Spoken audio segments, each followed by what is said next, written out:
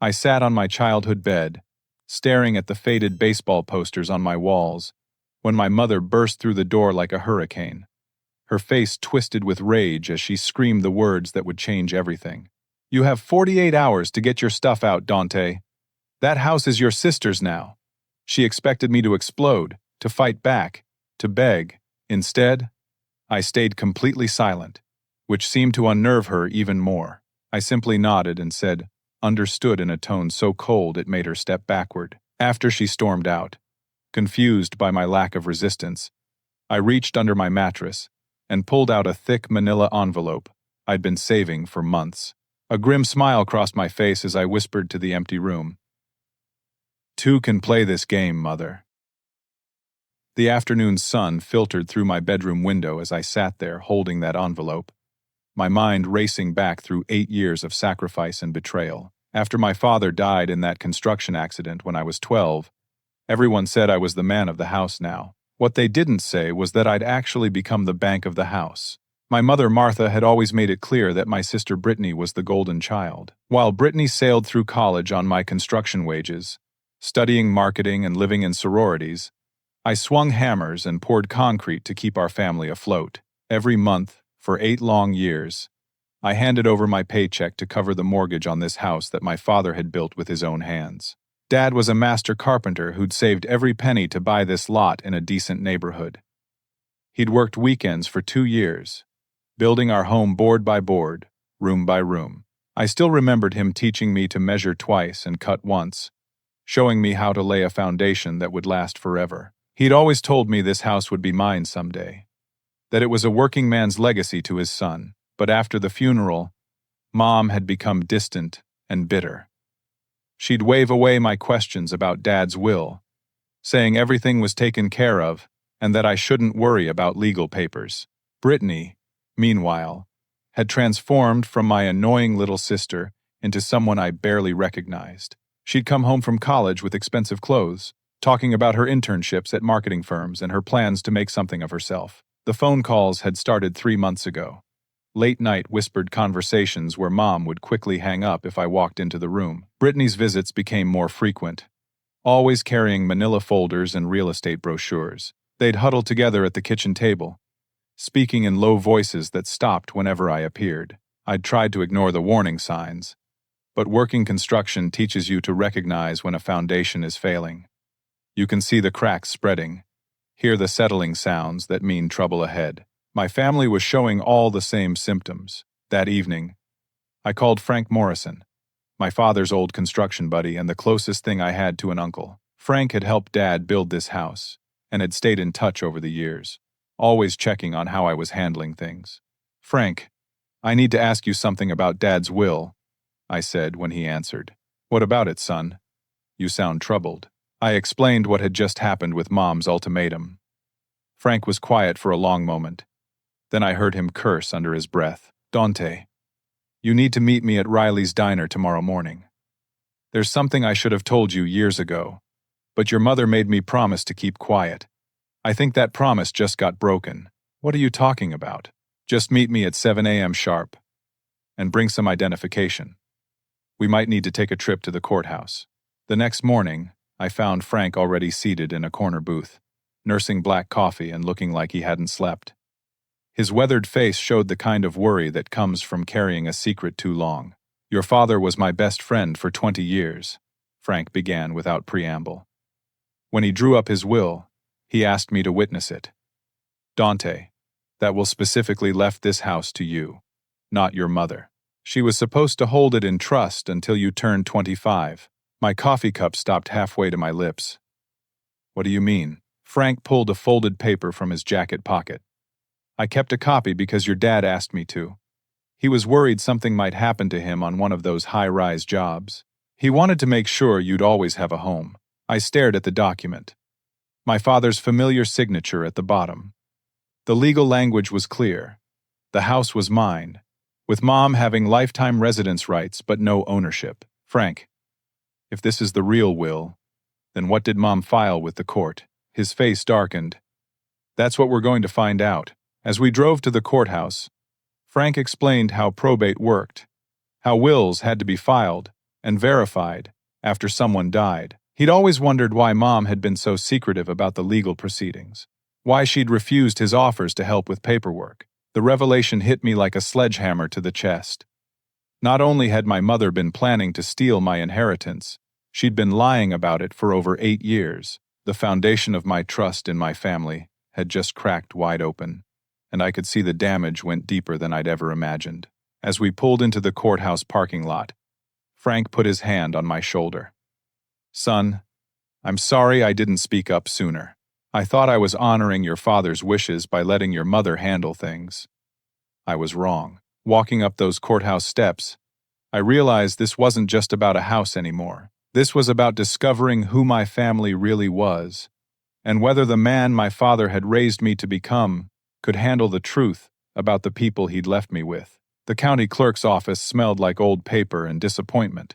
Jessica Hartwell, a middle-aged woman with sharp eyes behind wire-rimmed glasses, pulled up the probate records on her computer, while Frank and I waited tensely. "Here's what was filed after Robert Williams passed," she said, turning her monitor toward us. "The estate petition shows a handwritten will leaving everything to Martha Williams, with notation that the original typed will was lost in a house fire." Frank leaned forward. "There was never any house fire." Jessica's eyebrows rose as she examined Frank's copy of the real will. "Sir, this document bears the same witness signatures as what's in our system, but the contents are completely different. If this is authentic, then someone committed probate fraud." My hands shook as the implications sank in. Mom hadn't just lied to me.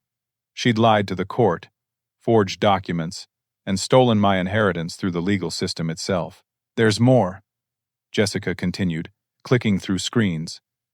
"Mrs. Williams has taken out 3 separate mortgages against this property over the past 5 years. The current debt load is approximately $230,000. Frank whistled low. "That's more than the house is worth." "Not anymore," Jessica replied. "This neighborhood has seen significant appreciation. Current market value is probably around $400,000. I felt sick. While I'd been working double shifts to keep up with what I thought were normal house payments, Mom had been secretly borrowing against our home. The money I'd given her for the mortgage had been going somewhere else entirely. After leaving the courthouse, Frank suggested we visit his friend Marcus Chen, a private investigator who'd helped other construction workers deal with insurance fraud. Marcus operated out of a small office above a Chinese restaurant, his walls covered with certificates and photos from his days as a police detective. "Frank told me what you're dealing with," Marcus said, gesturing for us to sit. "I ran some preliminary checks on your mother's financial records. Donte, I need to ask you something, and I want you to think carefully before you answer. Has your mother been gambling?" The question hit me like ice water. Suddenly, a dozen strange things made sense. Mom's late-night trips to the casino on the reservation, which she'd claimed were senior citizen social nights. The mood swings. The defensive reactions when I asked about money. The way she'd become secretive about mail and phone calls. "Oh God," I whispered. "How bad is it?" Marcus pulled out a folder thick with credit reports and bank statements. "Based on what I could access legally, she's lost approximately $215,000 at 3 different casinos over the past 4 years. She's been using the house mortgages to cover gambling debts and keep playing." Frank slumped in his chair. Bobby would roll over in his grave. "There's more," Marcus continued. "Your sister doesn't know about the gambling. Based on phone records and financial transfers, it appears Brittany believes your mother is just being generous when she asks for money. Brittany's been sending your mother cash gifts every month, thinking she's helping with household expenses." The pieces of the puzzle were falling into place, creating a picture so ugly I could barely look at it. My mother was a gambling addict who'd stolen my inheritance to feed her addiction. My sister was unknowingly enabling the theft by sending money she thought was for groceries and utilities. "But here's what's really going to shock you," Marcus said, pulling out a surveillance photo. "Your mother met with a real estate agent yesterday morning. She's already negotiated a sale of your house to Pinnacle Development Corporation for $350,000. The closing is scheduled for next week." I stared at the photo of Mom shaking hands with a man in an expensive suit outside a real estate office. She wasn't just giving the house to Brittany, she was selling it out from under all of us. Pinnacle Development? Frank muttered. That's the company that's been buying up houses in working-class neighborhoods, tearing them down and putting up luxury condos. They've displaced half a dozen families I know.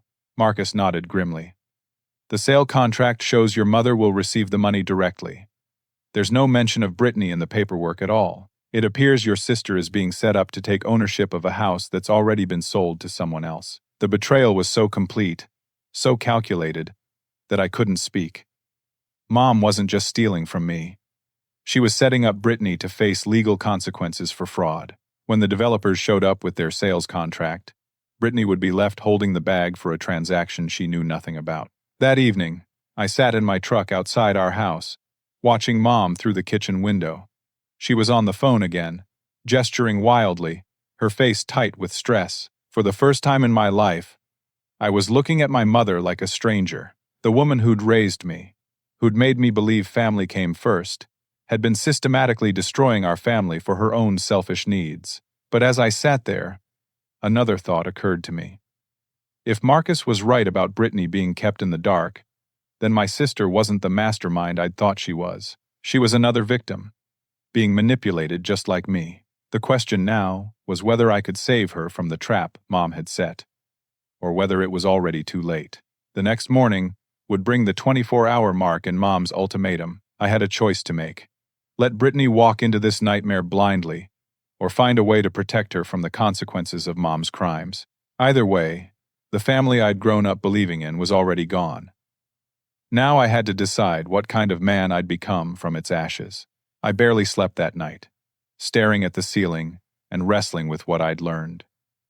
By dawn, I'd made my decision. I found Mom sitting at the kitchen table with her morning coffee, surrounded by the real estate papers I'd seen in Marcus's surveillance photos. "We need to talk," I said, setting Frank's copy of Dad's will on the table. Mom's face went white as she recognized the document.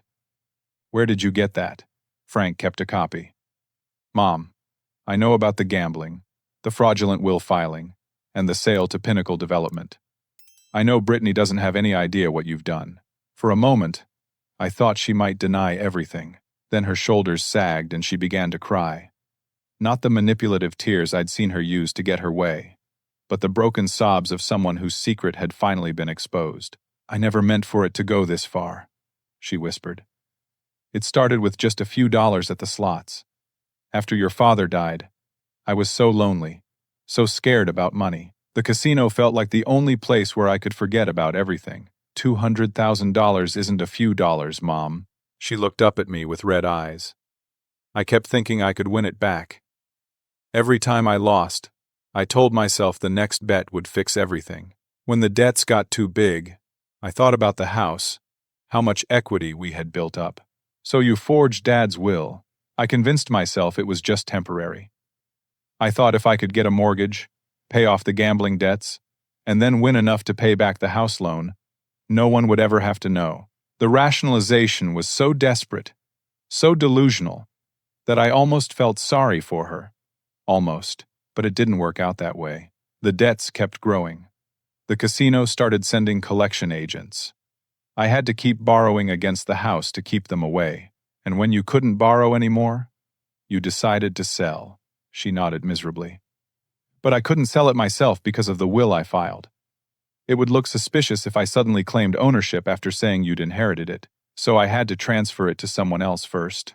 Brittany. She's been calling me every week for months, worried about you. She said you looked tired all the time, that you were working too hard to support the family. She kept saying someone needed to take care of me so you could focus on your own life." A chill ran down my spine. "What exactly did Brittany say?" Mom wiped her eyes with a tissue. "She said she'd been thinking about the family finances, about how unfair it was that you had to carry all the responsibility. She suggested that maybe it was time for her to step up and take over the house expenses." "Go on." "She said she had a good job now, that she could handle the mortgage payments and property taxes. She thought it would be better if the house was in her name, so you wouldn't feel obligated to keep supporting me."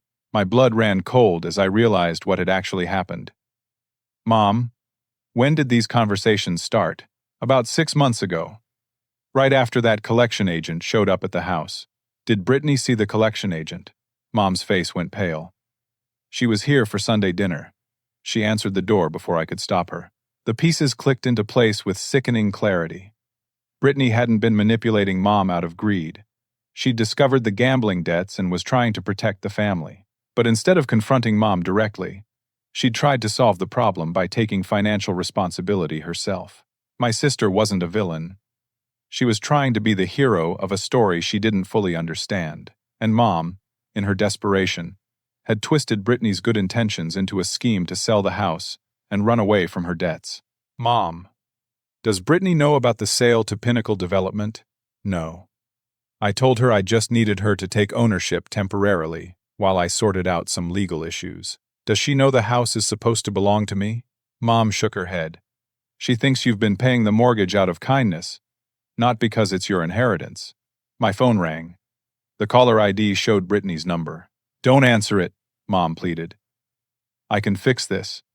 I can call off the sale, transfer the house back to you. We can pretend none of this happened, but it was too late for pretending. As I watched my phone ring, I realized that Brittany was about to walk into a trap that would destroy her life. The house sale couldn't be called off because the developers had already filed permits and started planning their condo project. When Brittany took ownership tomorrow, she'd become liable for a fraudulent transaction worth hundreds of thousands of dollars. The phone stopped ringing, then immediately started again. This time I answered.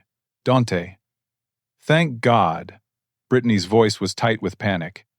I just got a call from my company's accounting department. They're saying there are discrepancies in my expense reports. That money is missing from accounts I manage. They want to see me first thing Monday morning. My heart sank. Brittany, where are you calling from? I'm in my car, driving to Mom's house right now.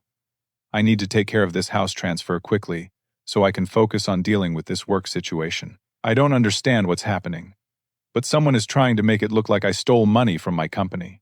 I looked at Mom, who had gone completely white. Brittany, I need you to listen to me very carefully. Do not come to the house right now. There are things going on that you don't understand. What are you talking about? Mom said you agreed to the transfer. She said you wanted to be free of the responsibility. Brittany, stop the car. We need to talk before you do anything. I can't stop, Donte. I need to get this paperwork signed before my meeting on Monday. If I can show my boss that I'm taking care of family responsibilities, maybe it'll prove I'm not the kind of person who would steal from the company. The line went dead. I stared at my phone, realizing that in about 2 hours, my sister would walk into a house that legally belonged to me, carrying paperwork that would make her an accessory to fraud, while facing embezzlement charges at work that she didn't understand. The trap was closing from all sides, and I was the only person who could see it coming. I grabbed the keys to my truck and headed for the door, but Mom caught my arm. Please don't tell her about the gambling, she begged. She'll never forgive me. Mom, Brittany's about to be arrested for embezzlement and fraud. Your gambling is the least of our problems right now. But she was right about one thing. Brittany would never forgive any of us if she found out about this the wrong way. I needed help, and I needed it fast. I called Marcus from my truck. I need you to contact the district attorney's office. We've got a fraud case that's about to explode, and an innocent person is walking into the middle of it. What's your timeline? Marcus asked. 2 hours, maybe less. I'll make some calls. Next, I phoned Frank. I need you to meet me at the house with any documentation you have about Dad's construction business. If we're going to prove this house was never legally Mom's to give away, we'll need evidence of how Dad acquired the property. I've got his business records in my garage. Purchase contracts, building permits, the works. I'll be there in 30 minutes. As I drove back to the house, my mind was racing through worst-case scenarios. Brittany's embezzlement charges weren't a coincidence. Someone had discovered her plan to take over our house and was trying to stop her. But who? And why? My phone rang again. This time it was a number I didn't recognize. Is this Donte Williams? Who wants to know? This is Patricia Wells, CEO of Meridian Marketing. Your sister works for our company. Mr. Williams, I need to ask you some questions about your family's financial situation. I pulled over to the side of the road. What kind of questions? We've discovered that Brittany has been transferring funds from our client accounts to what appear to be personal investments. When we confronted her about it, she claimed the money was for family emergency medical expenses. She said your mother was receiving cancer treatment. My stomach dropped. Ma'am, my mother doesn't have cancer. There was a long pause. Mr. Williams, your sister has moved over $120,000 from our accounts in the past 3 months. If she was lying about the medical expenses, then we're looking at a felony embezzlement case. Where did the money go? That's what we're trying to determine. The transfers went to an account registered under your mother's name. I closed my eyes, finally understanding the full scope of Mom's deception. She hadn't just manipulated Brittany into taking over the house. She'd convinced Brittany to steal money from her company to feed the gambling addiction. Miss Wells, I think my sister is a victim here, not a criminal. Can you give me until Monday morning to prove it? Mr. Williams, we're required to report suspected embezzlement to law enforcement immediately. I'm calling you as a courtesy, because Brittany has been an excellent employee until this started. Please, just give me the weekend. She was quiet for a moment.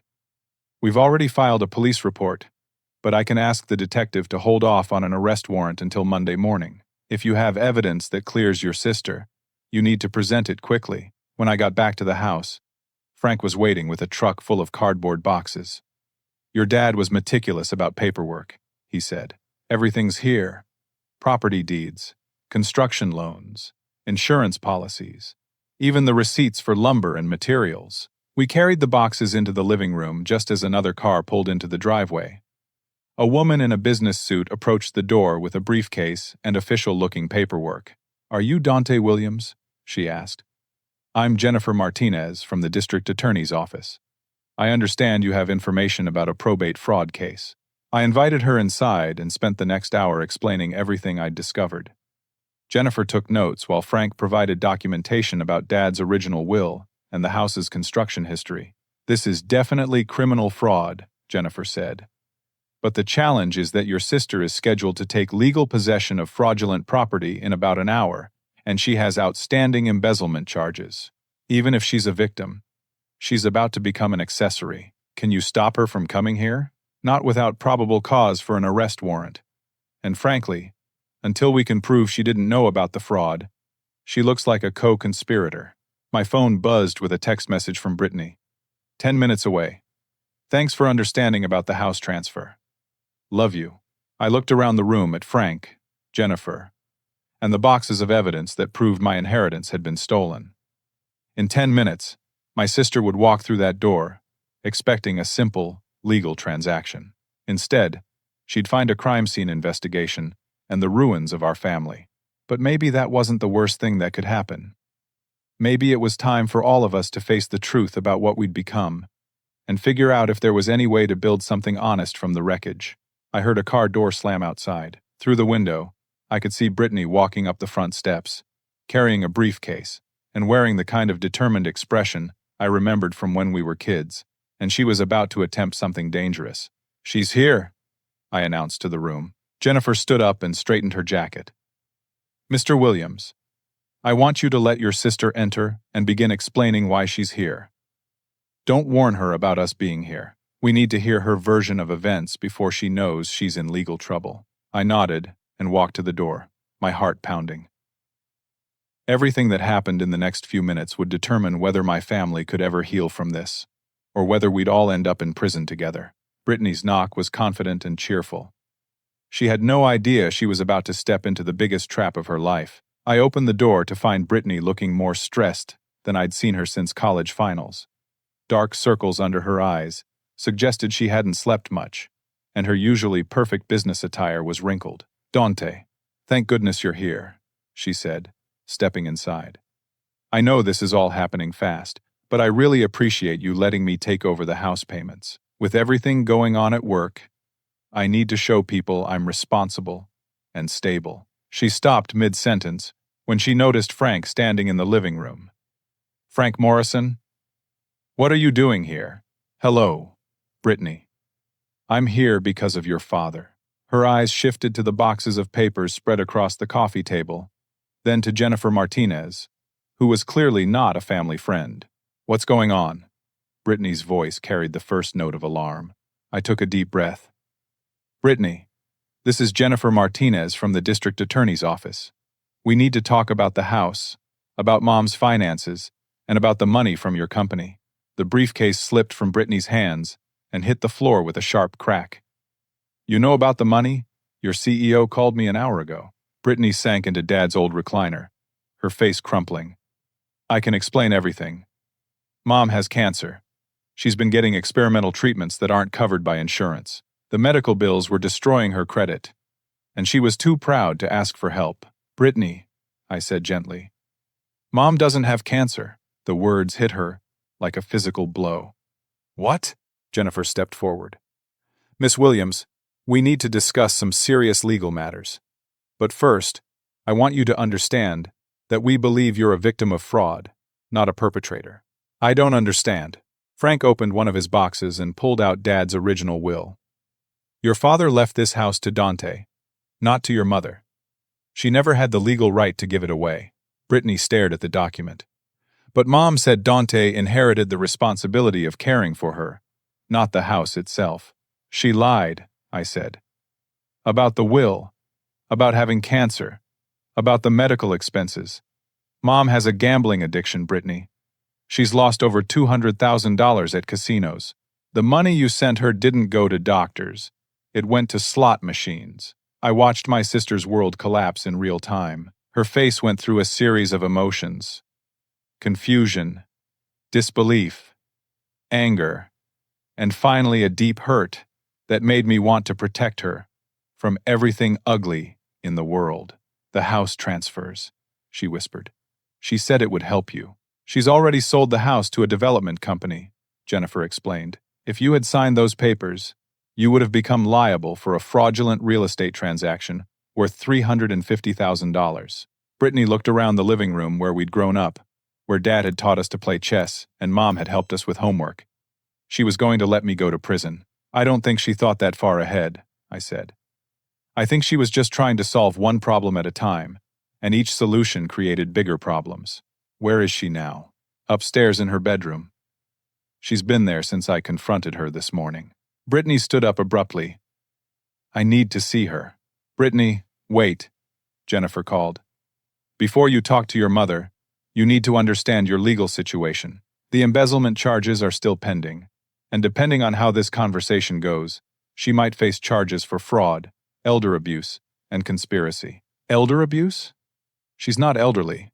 Manipulating someone's finances through false pretenses is considered financial abuse, regardless of age. My sister looked at me with eyes full of pain. Donte, did you know? When you were giving her money every month, did you know she was gambling it away? No. I thought I was paying the mortgage on my inheritance, and I thought I was saving Mom's life. She laughed bitterly. We're both idiots. No, Frank said firmly. You're both good kids who trusted someone who was sick. Your mom has an addiction, and addicts lie to everyone, including themselves. Heavy footsteps on the stairs announced Mom's arrival. She appeared in the doorway looking haggard and defeated, her eyes darting between us and Jennifer's official badge. Mom, Brittany said, her voice deadly quiet. I just learned some interesting things about your cancer treatment. Mom's face went white. Brittany, I can explain. Please do. Explain how you convinced me to steal from my company to pay for medical treatments that don't exist. I was going to pay it back. I just needed a little more time. With what? Your gambling winnings? The confrontation I'd been dreading was happening, but it wasn't between me and Mom, or me and Brittany. It was between the two people whose relationship I'd always assumed was honest. I never meant for you to get in trouble at work, Mom said weakly. But you were fine with letting me go to prison for fraud when this house sale went through. I thought I could fix everything before anyone got hurt. Jennifer stepped forward. Mrs. Williams, I need to inform you that you're under investigation for multiple felonies. You have the right to remain silent, and the right to an attorney. As Jennifer read Mom her rights, I realized this was the moment I'd been preparing for my whole life without knowing it. Dad had always said that a man's character was tested when his family needed him most. He'd probably never imagined a situation like this. But the principles he'd taught me still applied. I could let the justice system sort everything out and walk away from the wreckage. Or I could find a way to save what was worth saving and build something better from what remained. Looking at my sister's devastated face, and my mother's terrified one, I made my choice. Jennifer, I said, what would it take to resolve this without destroying everyone involved? The next week passed in a blur of lawyers, accountants, and federal investigators. What started as a family dispute over a house had uncovered something much bigger than any of us had imagined. The FBI arrived on Tuesday morning, led by Agent Linda Rodriguez, a sharp-eyed woman who explained that our case had triggered a larger investigation into organized property fraud. Pinnacle Development, the company that had agreed to buy our house, was connected to a network of developers who specialized in forcing working-class families out of their homes through elaborate financial schemes. Your mother's gambling debts weren't random, Agent Rodriguez explained as we sat in the living room that had become an impromptu command center. The casino where she lost most of her money is owned by the same parent company that controls Pinnacle Development. They target vulnerable homeowners, encourage them to take on debt, then offer to buy their properties at below-market prices when they're facing foreclosure. Frank leaned forward. You're saying they deliberately got Martha addicted to gambling so they could steal her house? It's more sophisticated than that. They identify homeowners in desirable neighborhoods who are dealing with emotional trauma, recent widowhood, job loss, family illness. The casino marketing team invites them to senior social events and gradually introduces them to gambling. Once they're hooked, the debt accumulates quickly. I felt sick. How many families have they done this to? Based on our investigation, at least 47 families across 3 states.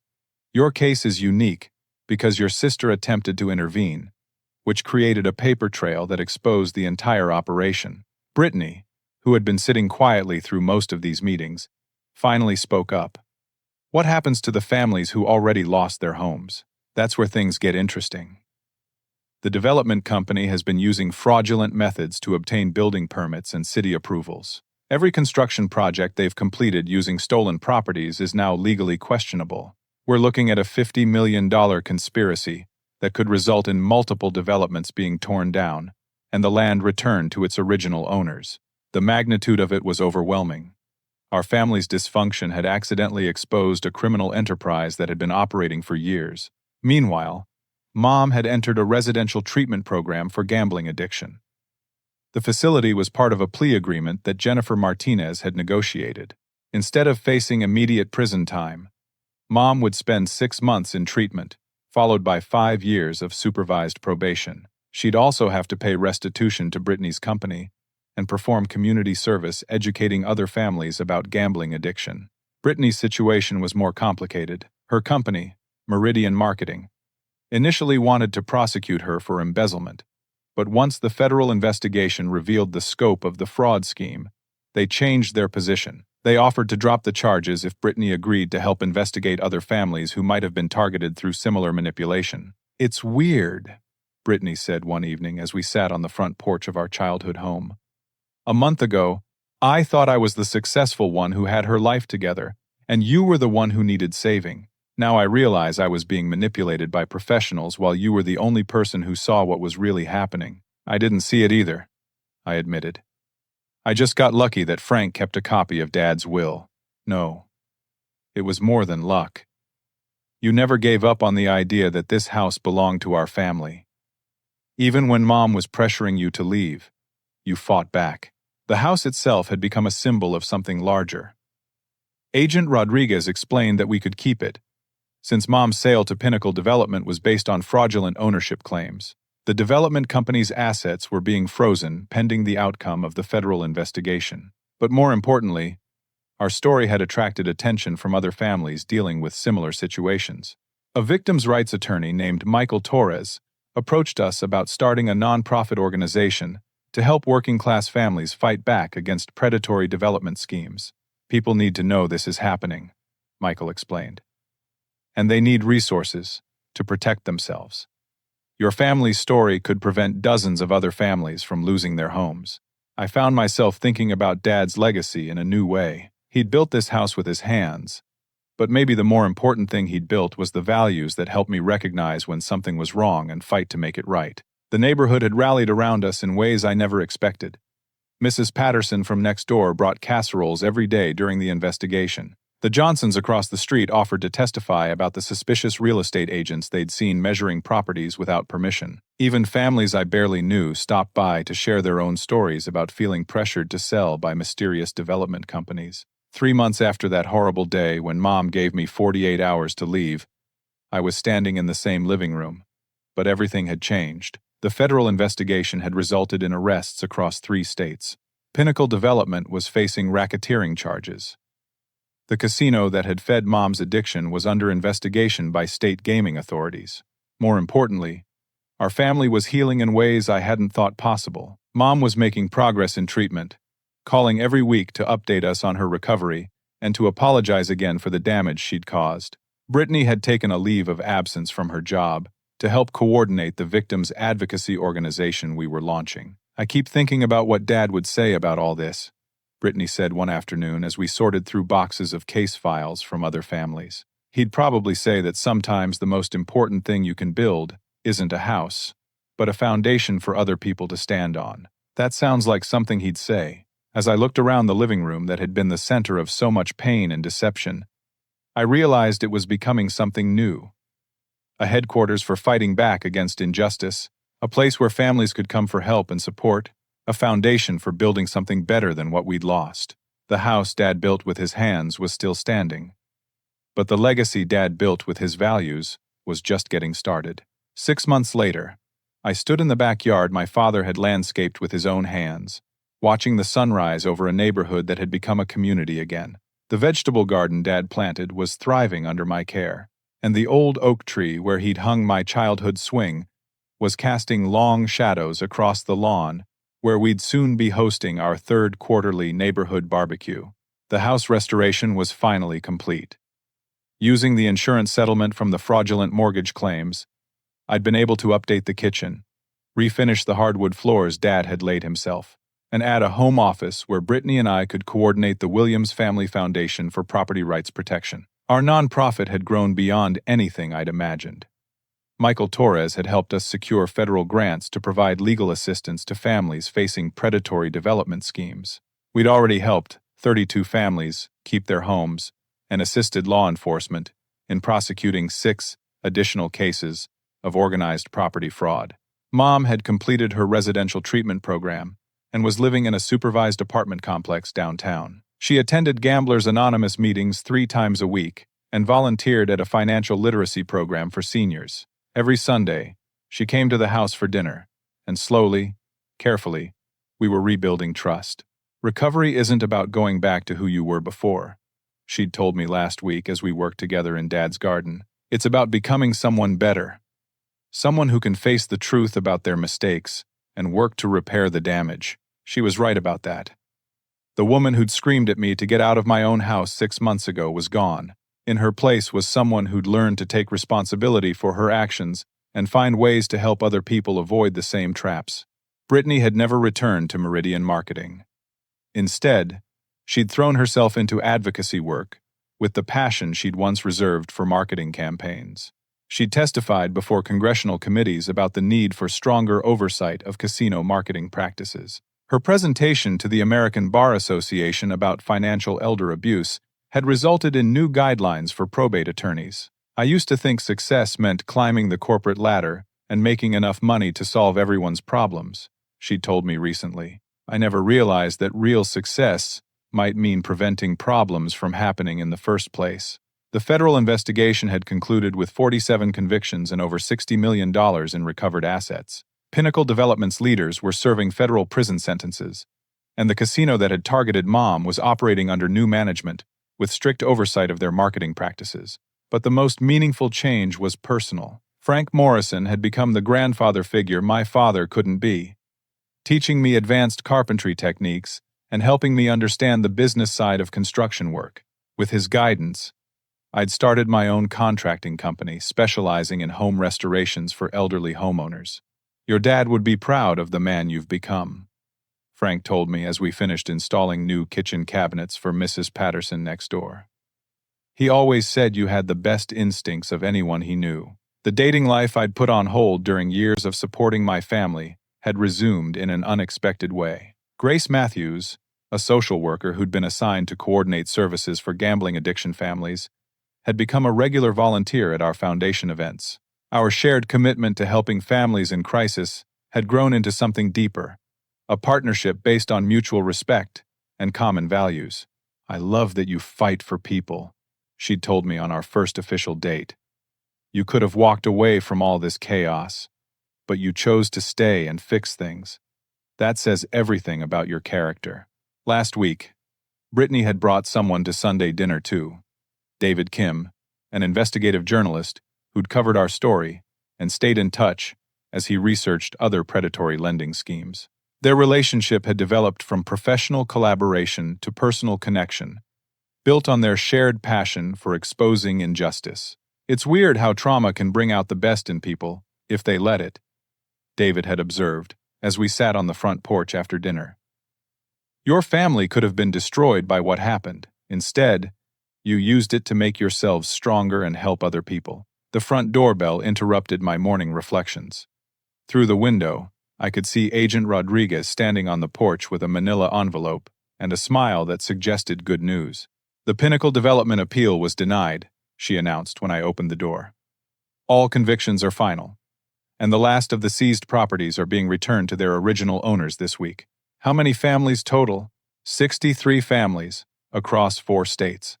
Plus, the precedent your case established has been used to prosecute similar schemes in 8 other jurisdictions. Conservative estimate is that you've prevented about 200 families from losing their homes. As Agent Rodriguez drove away, I realized Dad had been right about building foundations that would last forever. The house he'd constructed with lumber and nails was still standing, but the foundation of values he'd built with love and integrity had supported something much larger, a movement that was protecting families across the country. That afternoon, I was setting up tables in the backyard for our neighborhood barbecue when Grace arrived, carrying a covered dish and wearing the kind of smile that made me remember why I was falling in love with her. "How many people are we expecting?" she asked, surveying the preparations. "About 40 neighbors, plus the families from our last 3 cases. Mrs. Patterson made her famous potato salad, Frank's bringing his barbecue equipment, and Brittany's picking up Mom from her apartment." As people began arriving, the backyard filled with the sound of children playing and adults sharing stories of resilience and recovery. These weren't just neighbors anymore. They were a community of people who'd chosen to support each other through difficult times. When Mom arrived with Brittany, she was carrying a photo album I hadn't seen in years. Pictures of Dad building the house, images of our family during happier times, memories of the foundation we'd started with.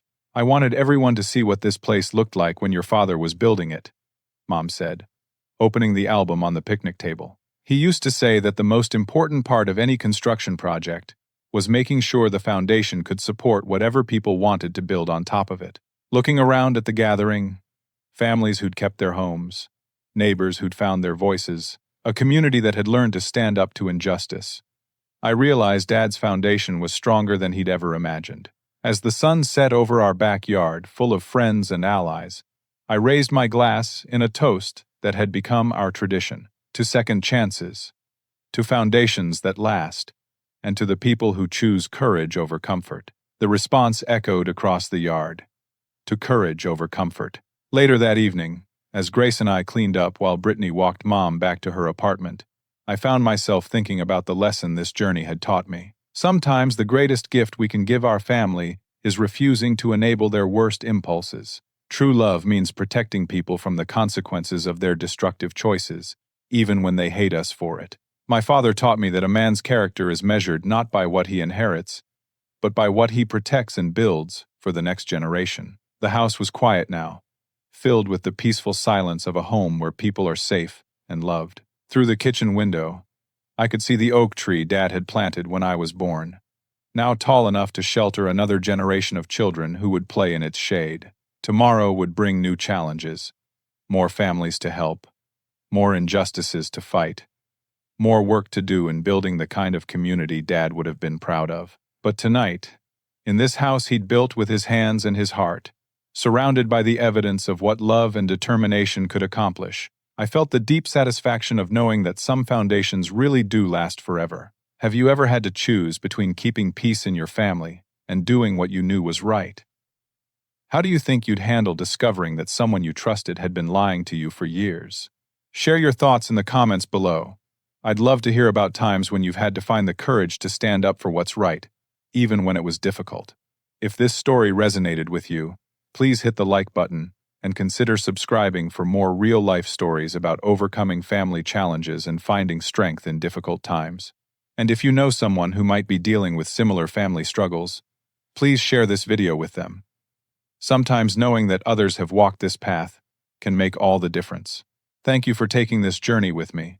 And remember that no matter how broken things might seem, there's always a way to build something better if you're willing to start with an honest foundation. Until next time, take care of yourselves and the people you love.